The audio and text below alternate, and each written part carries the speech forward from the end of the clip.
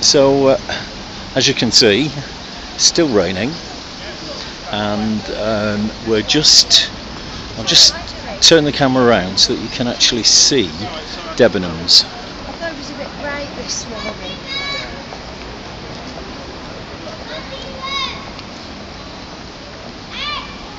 Debenhams is a store I used to work in quite a few years ago. One of the biggest department stores, certainly in Manchester, and we're very lucky, really, I suppose, that we've got such fabulous stores. And Karen said to me, "Oh, if you're going to do a video of all the posh shops." So I'll do that, but if you give me a few minutes, I'll show you exactly where we're going to. So here we are. This is the edge of Debenhams.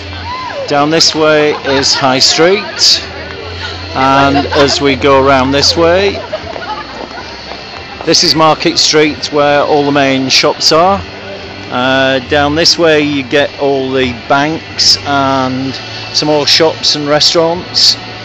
But we're going to walk down this way, and for Karen's benefit, we're heading towards Joe Malone's shop and see what we can see on the way, including the UGG store and Ted Baker and lots of others.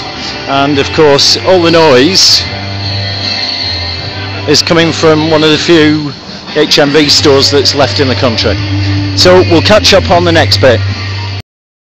So here we are again, a little bit further down Market Street, and we've got Urban Outfitters on the right hand side, and these trees that you can see here in the centre of town, these were only put in a couple of years ago to brighten the place up, and as you can see, they're quite substantial now.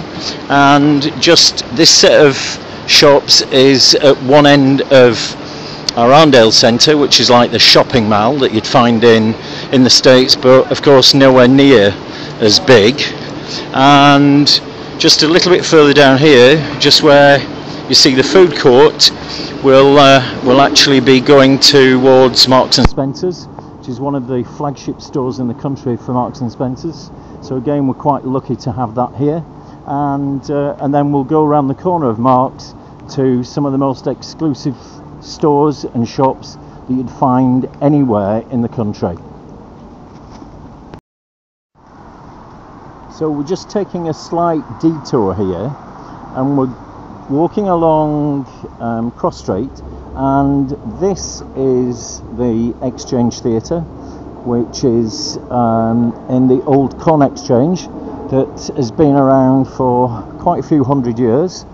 And through those glass doors, it doesn't look like we can go in, but through those glass doors is a spaceship, or what looks like the moon landing ship, and it's actually theatre in the round, where you'll get all sorts of avant-garde type shows and so on. None of the mainstream ones, but this is the Royal Exchange Arcade, which is a shopping arcade, and as you can see, very grand and impressive building. This particular building, when the bomb went off in '96, the IRA bomb, was shut because there was damage inside. And if we just very quickly go around, you can see just on the corner, just where the white light is, that is the new Marks and Spencer's. And just a little bit further on, you can see in the distance is a glass bridge, and that's where the telephone box was, where the vehicle with the bomb in was parked. Luckily in '96 nobody was killed. Lots of people injured, and funnily enough, injured by falling glass. And now when people put new buildings up in Manchester, funnily enough, they put them all, or rather they build them all, out of glass, which seems a bit of a nonsense. But when you actually look at it in real terms, it's special glass that it doesn't break into shards, and it just breaks into lumps, I suppose, so you just get a nasty thump.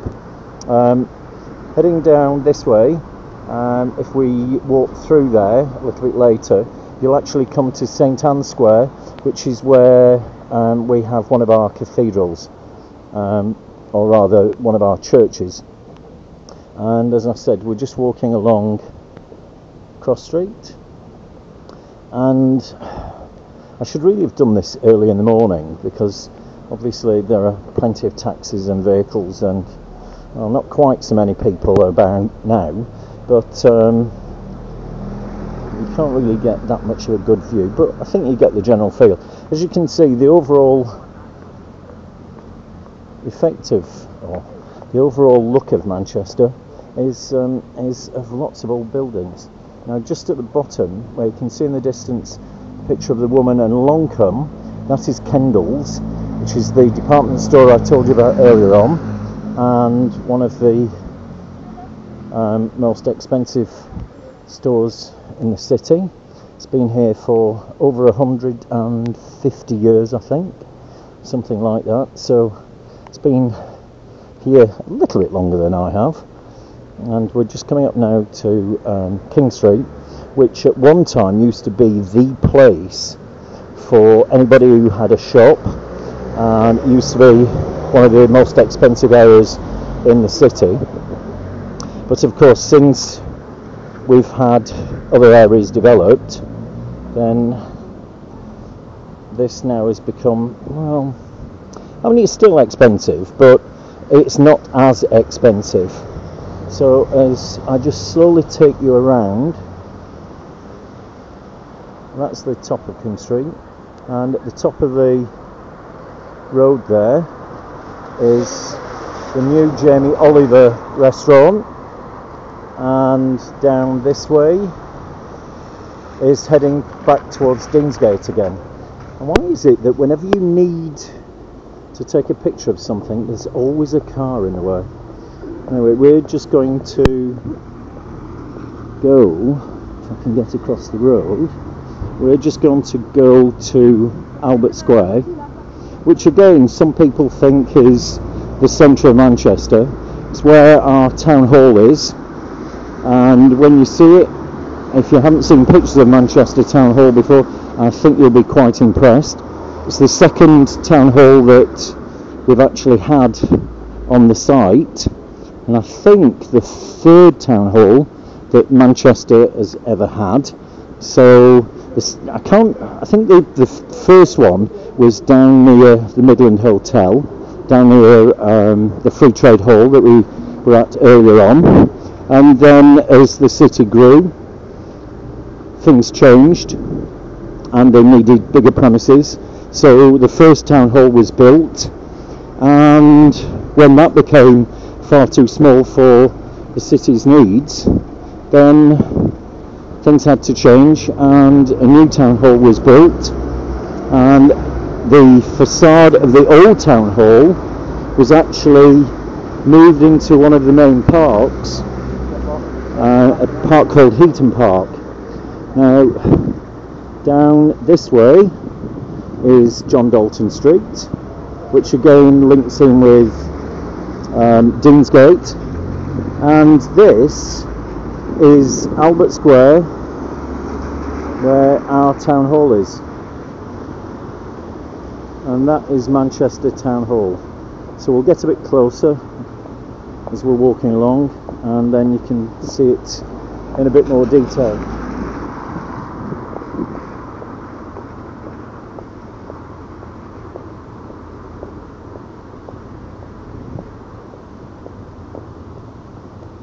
The fountain that we're coming up to was only reinstated a few years ago, and apparently what they do when a fountain or statues are no longer needed, they take them apart and put them in storage, and at some point later they bring them out of mothballs and rebuild them. So just there in between the trees is another Starbucks. We must have about 10 of them in the city, and up that particular road, very close to where that blue light is in the distance, I'm sorry I can't zoom in, is one of my favourite restaurants called Chroma, and in the 10 years that they've been open, and I've been going in since they started, I've never ever had a bad meal. So if you come to Manchester and you want a pizza, you head towards Chroma, you won't be disappointed. And no, I don't get paid for advertising them.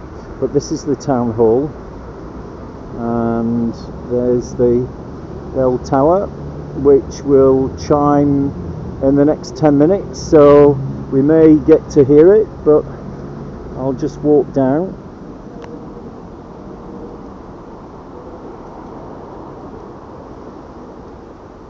You can actually go inside the town hall, not to any of the private offices, but you can go into the mayor's parlour, which is actually the corner building there, and where these lights are is where the mayor will receive his or her visitors. And as you can see, we've just had one of the football events.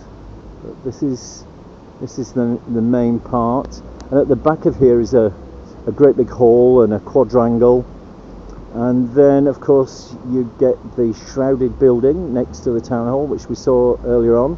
And as I come round, you can see all the old buildings, and this is a square where we celebrate New Year. Or there's a German market here. This is yet another memorial.